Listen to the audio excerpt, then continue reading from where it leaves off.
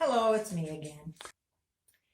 Under the circumstances that we're dealing with at the moment, we're definitely doing a lot of takeout, and I believe we ought to be very grateful to the restaurant workers that do come in and staff these takeout windows. Except that takeout every day can get pretty expensive. So I thought perhaps I would take $20 and see how much food I could buy and how many meals I could get with those $20. Now, $20 probably only buys you takeout for a couple of people. What I'm about to present may be able to be stretched to 3 or 4 people.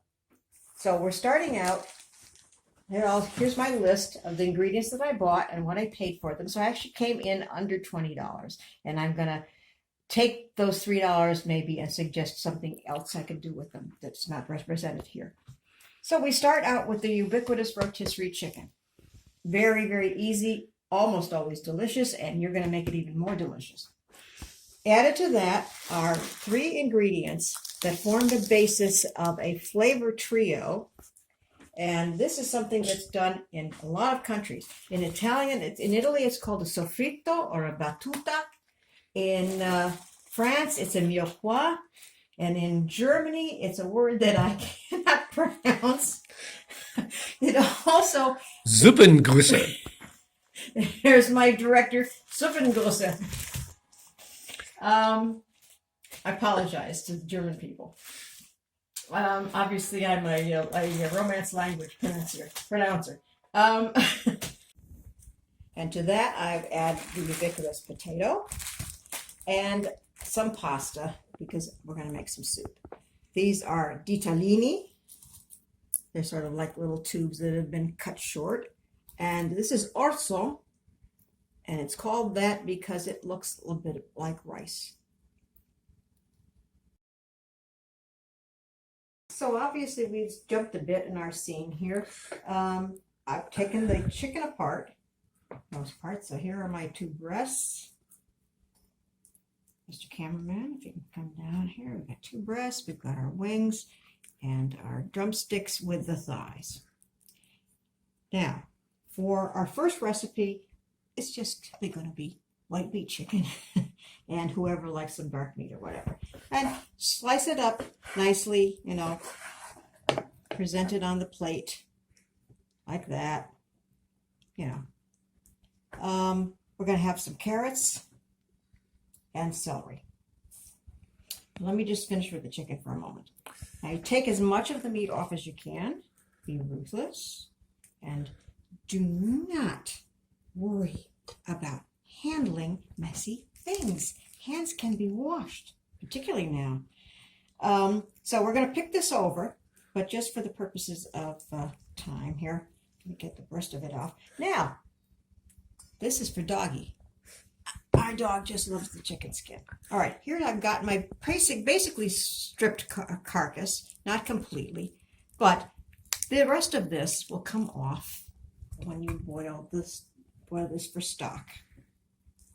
Don't be afraid of stock. It's very good. It's very easy. There you go. Here we go. White meat over here. Okay. Now, into the stock goes the pairings because we're going to have our boiled carrots. I mean, we're not talking gourmet here, obviously, but don't waste anything. Now, really, as they say, all of the nourishment is really in the skin of the carrot. But that is going to pass into the soup anyway, so don't be horrified that we're wasting it. If you're a vegetarian and you do this normally, that's okay. You just do without the carrots in your soup, in your stock, or liberate one of the carrots and add it.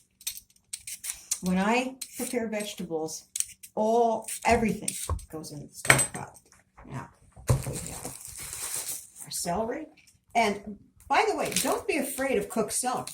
The French, you eat cooked celery all the time. Now, I haven't, because I'm not near the sink, I'm not rinsing these off, but just for the purposes of demonstration here. The part that I cut off the top of the celery, that goes in.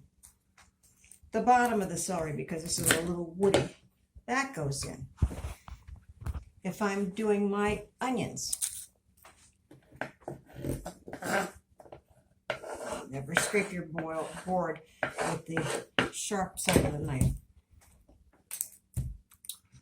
Top and tail the onion, and that goes in the stock pot.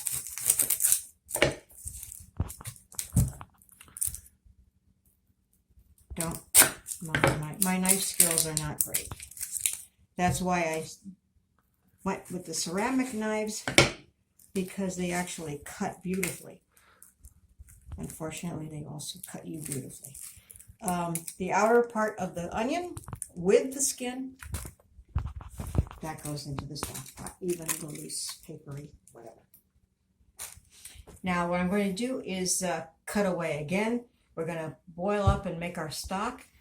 Now, I will add to this dried oregano, if I have a parsley leaf, the leaves of the celery. This has got a lot of flavor in it. You don't tend to eat that, so that goes into. And as I say, if you got some dried oregano, dried thyme, salt and pepper, put them in your stock and put it on simmer and leave it. Just walk away, forget it. 2 hours. Come back. If it needs topping up, put some more water in it because it's going to be really good. You want to get as much as you can. You can bring it up to the simmer again. And like I say, your house is going to smell delicious and everybody's going to be very hungry.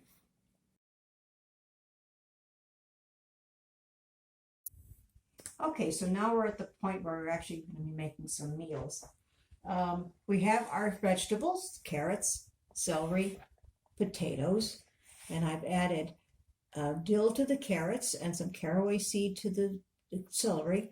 And the potatoes I've dressed with a little bit of Italian dressing that I had left in the cabinet.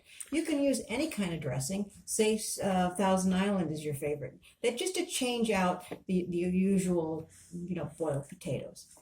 Now, this person, my husband, gets some white meat sliced up, and he usually likes the leg and thigh. Now, the white meat looks pretty plain there.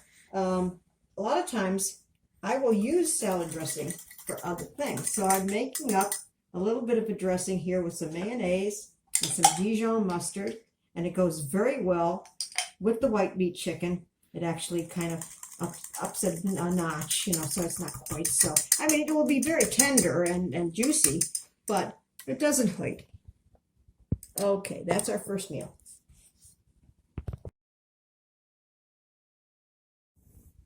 Okay, so we've had a little mishap. The phone went into sleep mode, and I'm sure that has everything to do with my presentation. But we're going to try again. I just don't have all the raw ingredients to assemble anymore. So we're picking up from our chicken pot pie.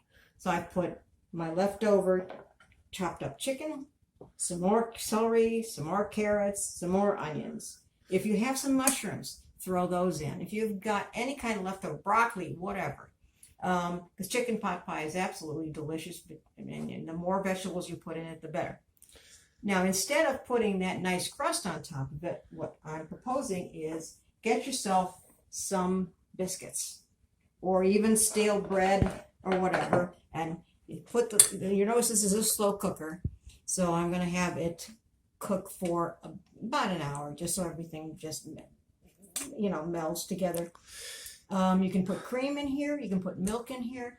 I've taken the same mustard dressing and added that to the pot. And particularly with the Grey Poupon, I really like this flavor. It's subtle, but it actually really adds something to what is, let's say, plain white meat chicken and vegetables. When that's all cooked up and you ladle it out on the pie plate, I've got some instant biscuits here, and you can either put them on the bottom of your bowl or on top of the thing. Let's see, what else we got? Now, our last meal, if you want to call it, is the soup. I'm a firm believer in hearty soups. So obviously my stock is already in this pot, as are the cut up vegetables. The same 3 vegetables, just cut up more finely.